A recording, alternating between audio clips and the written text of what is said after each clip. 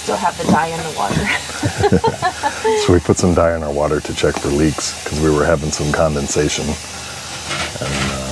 And it's actually just food coloring, it's not dye. Yeah, it's food.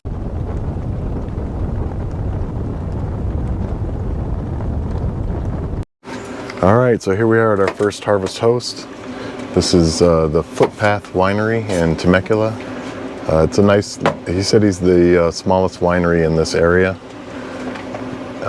He has a little over 7 acres of vineyard, 20 acres of property, and he's got 4 really big spaces here for anybody that wants to do a Harvest Host here.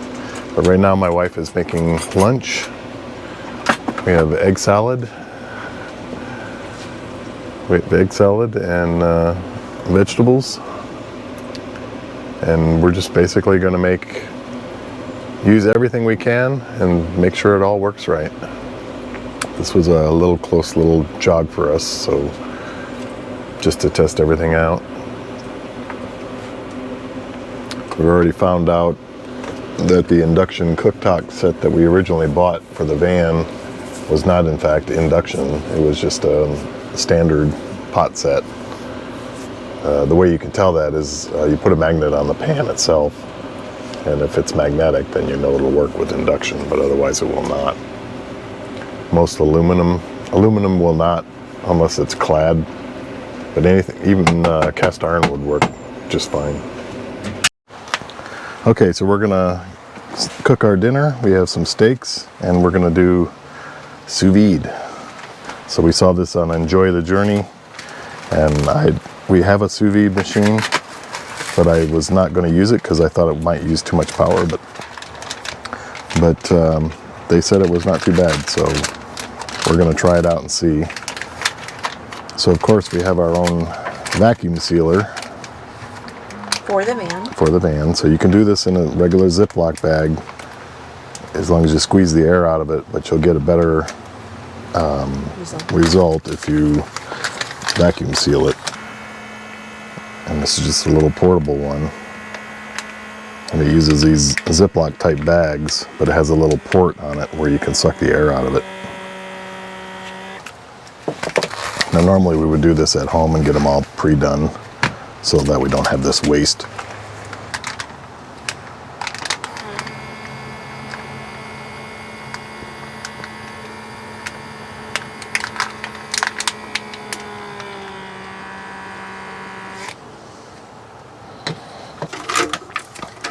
So now we need to fill this with water. And you want enough water to cover The steaks. the steaks. I mean, technically, it seems like you're wasting a lot of water doing this, but technically you could reuse that water over and over because it's just boiling. It's not cooking anything.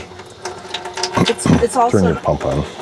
It's also an excellent way to thaw out frozen food. So we're planning on bringing some frozen food with us when we go on a long trip. And this way it'll defrost it and get it warm and cooked for us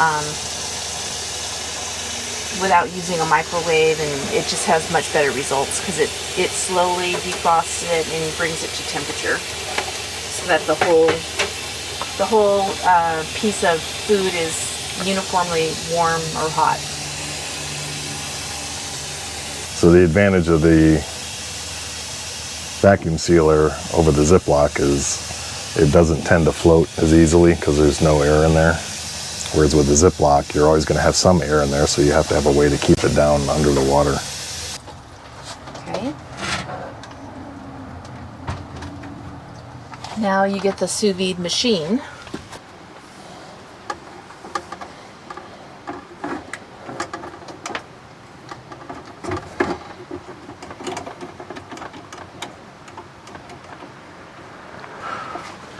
So then for a medium rare steak, you set your temperature,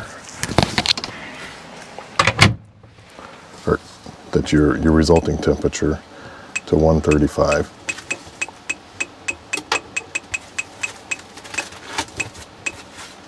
And then you set it for amount of time. So it's typically based on how thick the meat is, but usually a minimum of an hour. And then once you've got it all programmed in, so it's telling us what the current temperature of the water is. the setting that we're going to go to, and the how long we're going to cook it once it gets to that setting. So we're just going to do an hour. I hit start, and so now this is going to heat up.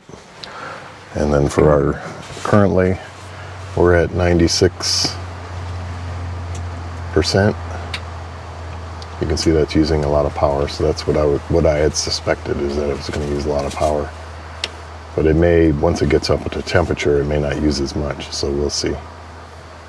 Right now it's using 1150 watts. Okay, our sous vide has just reached 135, and the countdown timer is now started. We were at 96%, now we're at 89, but the amount of power that it's using has dropped way down. So it was at around 1150 watts, now it's down to 150.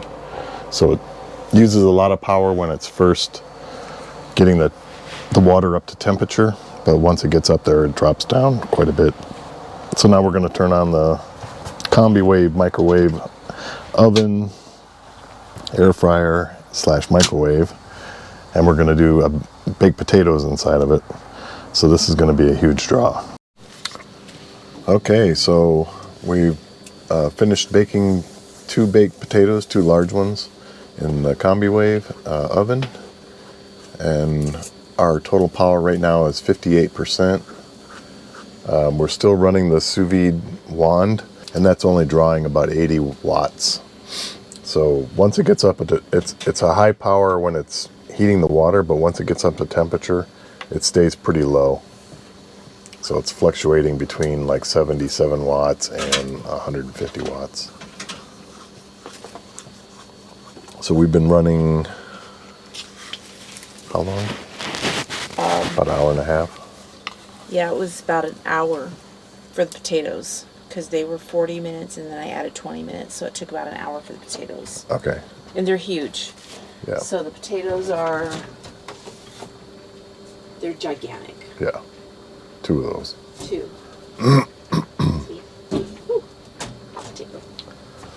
And so what we're going to do with the sous vide, so with sous vide you don't get browning.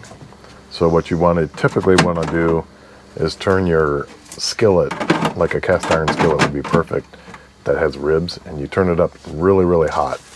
And then you sear both sides of the steak.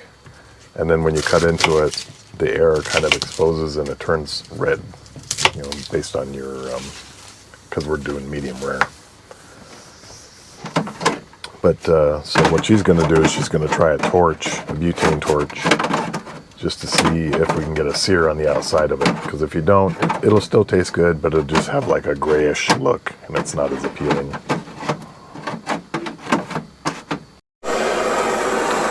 Okay, so the sous vide is done, and now my wife is putting a torch to it to give it a char. So the thing about sous vide is when you put it at the temperature, it cooks the entire meat throughout at that temperature. And so if you want a medium rare, it's going to be perfectly medium rare throughout.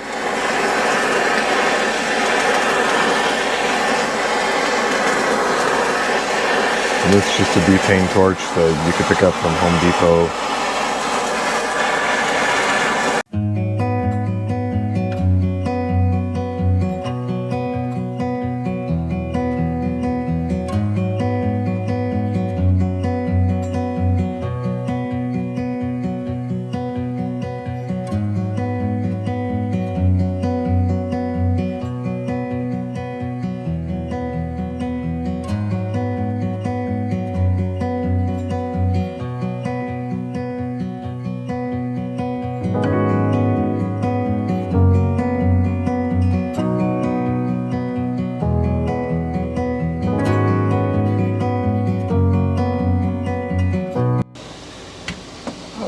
Now we're gonna just get the salad. Yes, my wife made this awesome salad with lettuce from our garden, Right. arugula, and she made the dressing Right. with oranges from our citrus tree. dressing.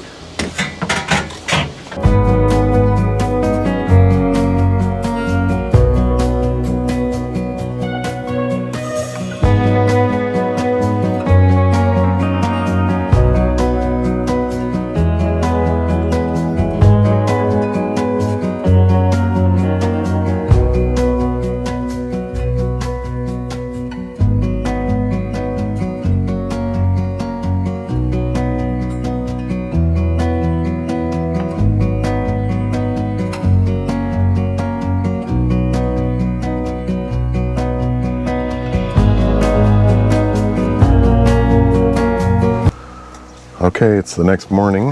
We're at 43%, and our solar is just now starting to kick in some power into it. So the reason we're so low is we just used everything possible. So we used our Combi-Wave to make 2 baked potatoes, which were about an hour to cook. So that's like 1400 watts. And then we also used the sous-vide, which was about 1200 watts at first, and then it drops down really low. So we actually had the sous-vide and the Combi-Wave going at the same time. And then we've also used our induction cooktop. We have our coffee maker. This is a Breville Bambino, so it's just a little tiny one. We tried our other one, but it was just too big, so we bought this one. It's the Breville again to do our toast. Oh yeah. Did toast in there. Did toast this morning, and then 6 minutes. Steak and eggs. On the cooktop again. And then this is our garbage disposal. This is all of our stuff here. It's they build it as a composter. It's a food cycler, and I bought this a long time ago, and we started using it, but then we stopped. So I thought I would just bring it into the van and use it as our garbage disposal. I wouldn't really recommend buying them because they're very expensive, and I did see one critique where the guy said you could do the same thing with a bread maker. So just if you want this, just get a bread machine and run it through a bread cycle, and it's the same process. Basically, it's a heater, and it grinds it up. They bill it as a composter, but it's not really composting. But dehydrating, right? Yeah, it's like dehydrating food and grinding it up. But it's good for in the van because all the garbage goes in there and it seals, so you're not going to get bugs in there. And then it's about 500 watts from start to finish, so it's still a lot of power use. We're gonna test the B2B chargers when we head home, so I'll make a note of what the power level is.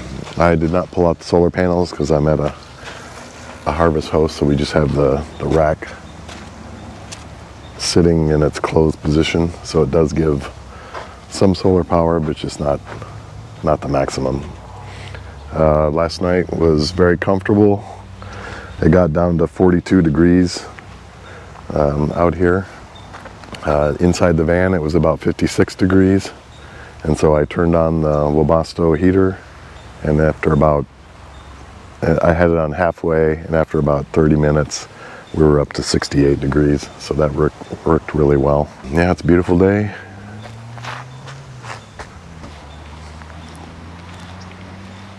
Beautiful view.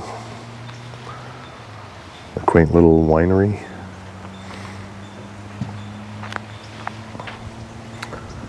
Yeah, I saw that this place got some bad reviews when they first opened in 2005, but it seems like they've turned everything around. It's definitely an interesting place. His wine is considered vegan, although he does not purposely do that. It's just because of the way that he processes it. He doesn't go through the finning process, which basically is for clarifying the wine and getting sediments out, but they typically use animal product for that. So because he does not do that, he's basically considered vegan. We're not vegan, but obviously, since we had steak and eggs. Yeah, overall it was a success. The wife really likes the kitchenette. So it's super convenient. Awesome. And we also tried out our Nebula Capsule 2 projector last night. Everything was working great. We had our screen up here and we were watching a movie.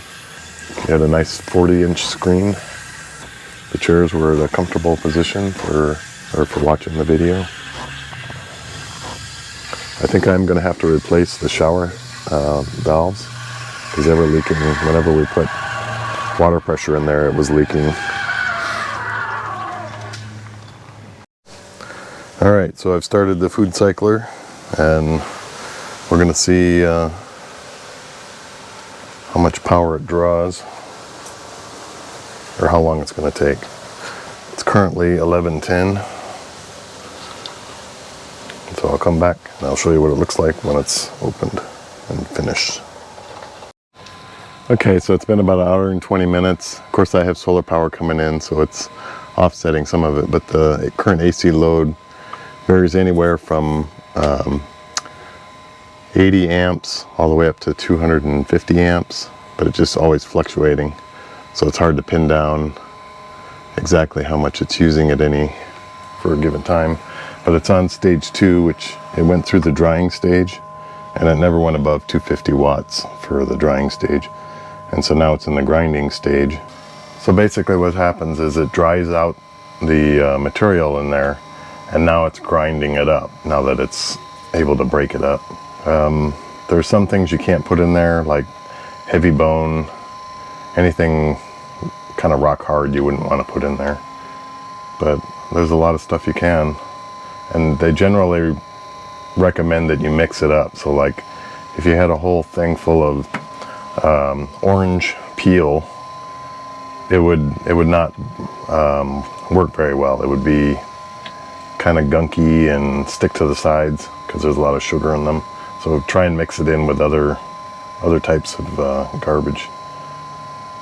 You can also put compostable wipes or things like that inside of there. So it's a good way to get rid of that as well. I'm not sure how much that will actually break that up, but I'll test it out. But yeah, now it's in the grinding mode. It's been an hour and 20 minutes. Okay, so it's the next morning, and you can see it's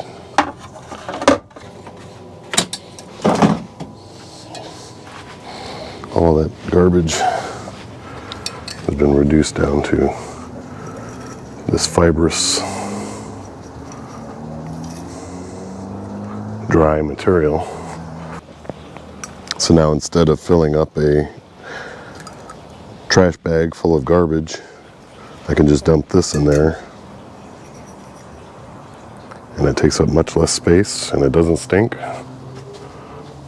Just uses power. That's the downside.